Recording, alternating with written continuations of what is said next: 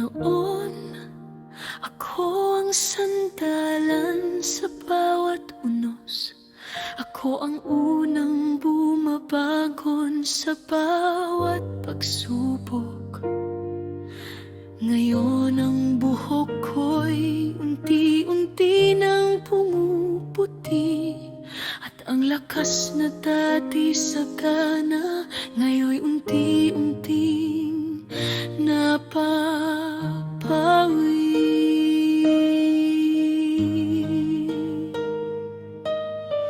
Hindi na tulad noon ang aking naiaabot.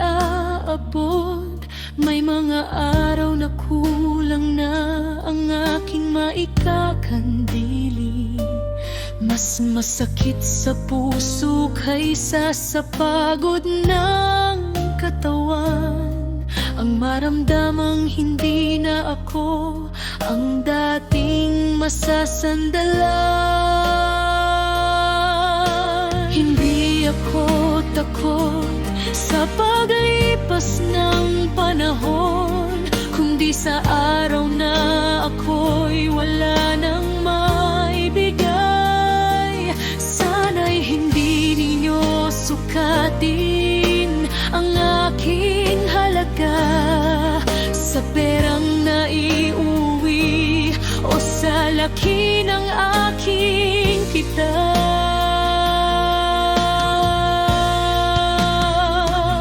Kapag dumating ang araw na ako'y mahina na, at ang mga kamay ko'y hindi na kayang kumayod pa, sana'y maalala ninyo ang mga gabing walang tulog at mga pangarap na isinantabi para sa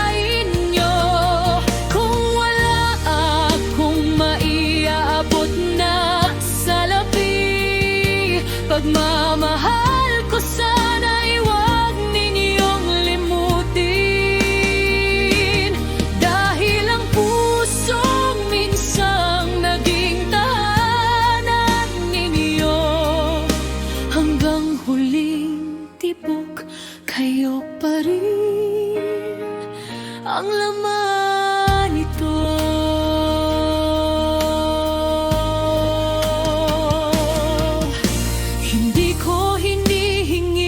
Suklian ng bawat sakripisyo, nibilangin ang bawat luha at pawis na iinago. Ang hiling ko lamang kapag ako'y tumanda, huwag ninyo akong hayaang malungkot at mag-isa.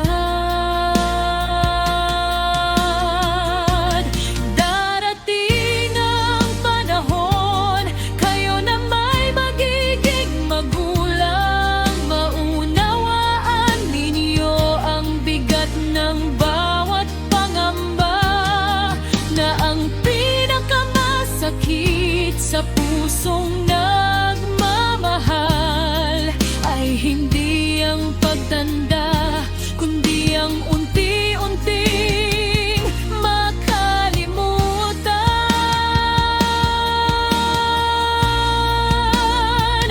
Kapag ako'y tahimik na at mabagal nang lumakad, huwag ninyong sabihin wala, sapagkat bawat kulubot sa aking mga palad ay kwento ng pag-ibig na para sa inyo'y inialay. At kung minsan ay mapaluha ang aking mga mata, hindi dahil sa hirap ng pagtanda,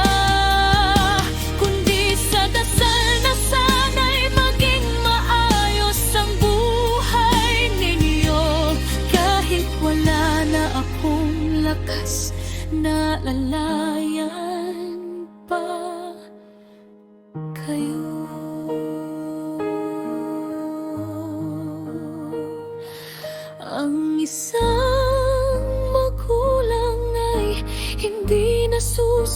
lahat sa perang naibibigay, kundi sa pusong handang maubos para sa kanyang pamilya. At kahit tumigil na ang kanyang mga kamay sa paghahanap buhay,